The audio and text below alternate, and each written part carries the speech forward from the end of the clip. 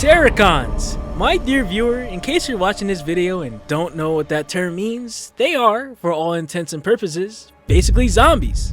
Well, that's the case in the Transformers Prime TV show anyway. Dark Energon, the essence of Unicron himself, when infused into its user, is able to reanimate the corpses of dead Cybertronians and makes them rise from their shallow graves, showing nothing but sheer obedience to their master's will, or command, or bidding, you know, all of the above. The reason why I'm bringing up zombies and Dark Energon now, though, is because of the events that directly happened in the last video I uploaded on here. This video is a follow-up to that one, go check that out if you haven't already, it's a banger. But during that Skyquake video, I made a point to reference the fact that the slimy shithead himself, Starscream, quote-unquote borrowed the same crystal of Dark Energon that the almost fatally wounded Megatron was using during the Battle of the Space Bridge. This conniving bastard knew that this fragment of Dark Energon would be useful to some extent, and dare I say he was somewhat correct in that assessment. So we have to fast forward after when the Optimus Prime and Bumblebee slimed out the Decepticon Skyquake. All you know, or all you really need to know for this video from this little time skip, is that Megatron is back to full health at this point and started physically engaging in domestic violence against his traitor's second in command, and it got to the point where Starscream had to get sent into the emergency room for repairs. Megatron pops in the room where Starscream is being repaired in and promptly rage baits his wife and leaves, and this successful tactic got the Decepticon Seeker infuriated. He rips the IV tubes off of himself and walks away from the lab, vowing that he will get his lick back by overthrowing his dear supreme husband Megatron. At the same time as this though, he stealthily reaches for the same shard of Dark Energon that he stole from his commander in my last video and whips it out of his inventory like he was pulling out a condom for the first time.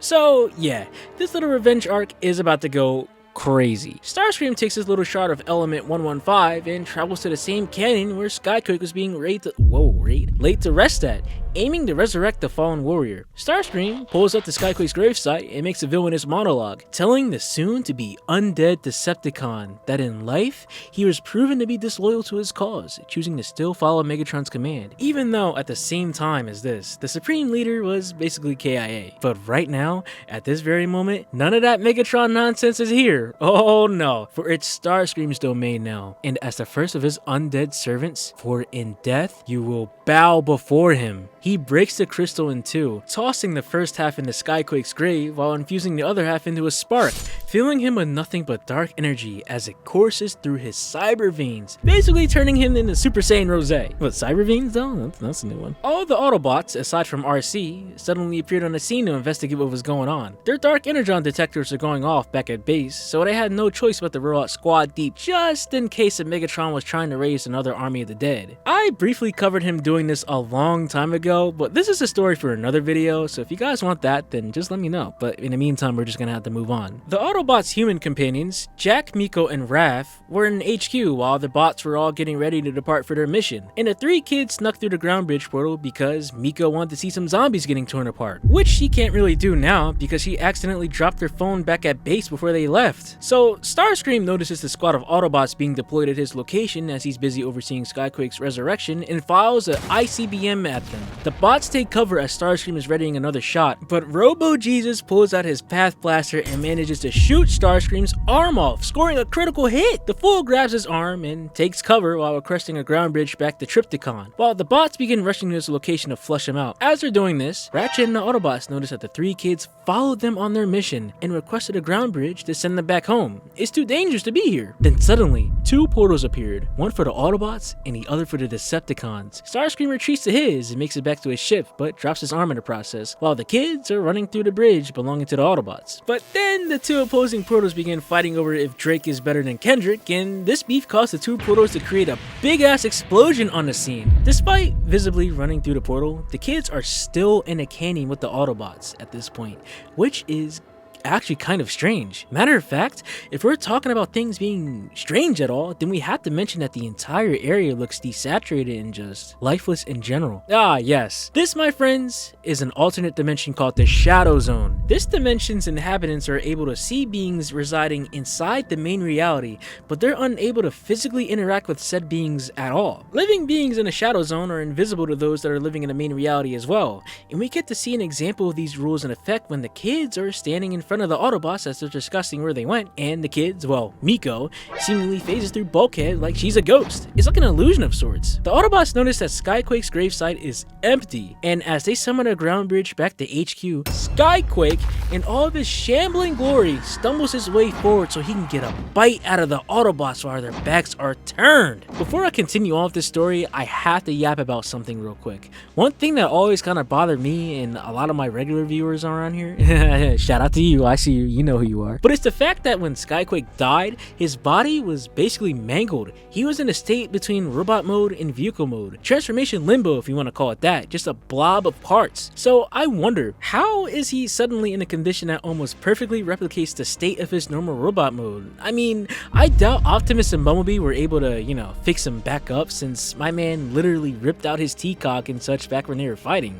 I don't know. I'm probably looking too deep into it, but you're all here for some zombies, not a yap session, so yeah. Let's get back to the video. Deadquake takes a swipe at Bulkhead, but its attack completely phases through the unaware Autobot. So wait. So if the bots aren't able to hear Deadquake's groans and shambling footsteps, and if his swipes phases through the bots, then that only means one thing. He's stuck in the Shadow Zone with the 3 kids! Deadquake spots the 3 little insects and begins to shamble his way towards them, all in his effect to subtracts the humans from life and join him in death. And that was kind of a bar, oh my god. The kids don't have any starting weapons on them, so they decide to make a run for the nearest mystery box location. All while the towering Revenant continues lurching forward, starving for 3 little human-sized snacks. Raph falls face first into the ground and drops his glasses, and Jack and Mika rescues both him and his spectacles respectively. Deadquake lumbers over Miko as she obtains Raph's glasses, and the undead giant attempts to literally step on her like she was a bug. But due to his slower reaction speed, since, you know, he's a zombie now and, you know, rigor mortis, you know, probably sets in for Cybertronians,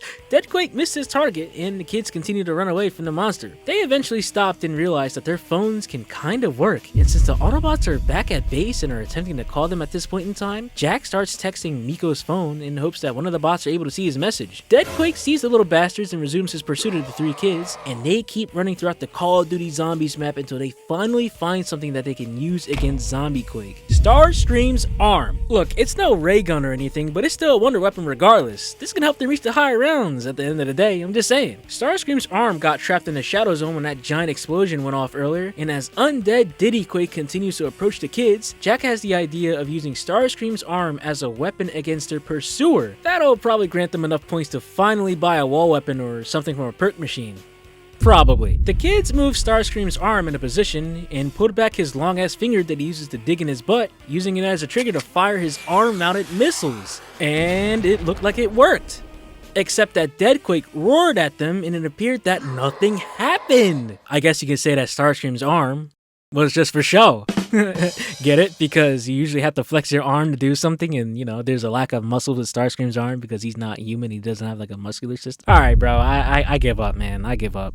This situation unleashed armfuls of problems for the kids because now Deadquake's arm has been disarmed. It began moving on its own, and it is armed to the fingertips with sharp knife-like edges, ready to rip apart our human friends here like they're sheets of homework. So they did the only thing they can do in a situation like this. They made a run for it. At this point, an armless Starscream is back in the emergency room, and his Dark Energon charge begins tweaking out a bit, indicating that Deadquake is now roaming the Earth. He leaves to investigate, while the Autobots are busy triangulating the kids' current position so they can send a ground bridge portal to rescue them. We head back over to the canyon and see that the 3 little rascals ran in a circle, only delaying the inevitable at this point. Deadquake is still hungry, and right now, there seems to be no escape. The cycle continues. All of a sudden, Starscream in all of his one-armed glory appears in front of the kids. But remember, he doesn't notice anything at this point, because he's unaware of the Shadow Zone's existence.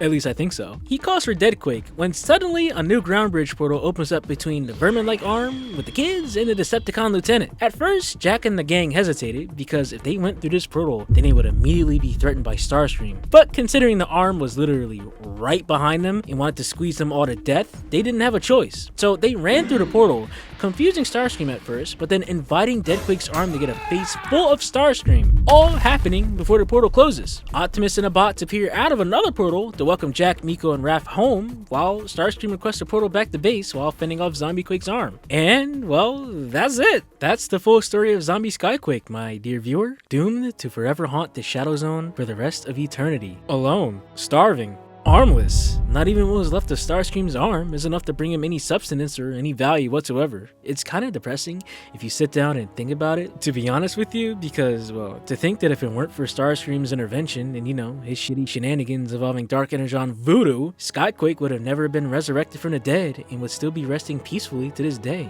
But now he's just cursed to forever haunt the Grand Canyon. Damn, dude.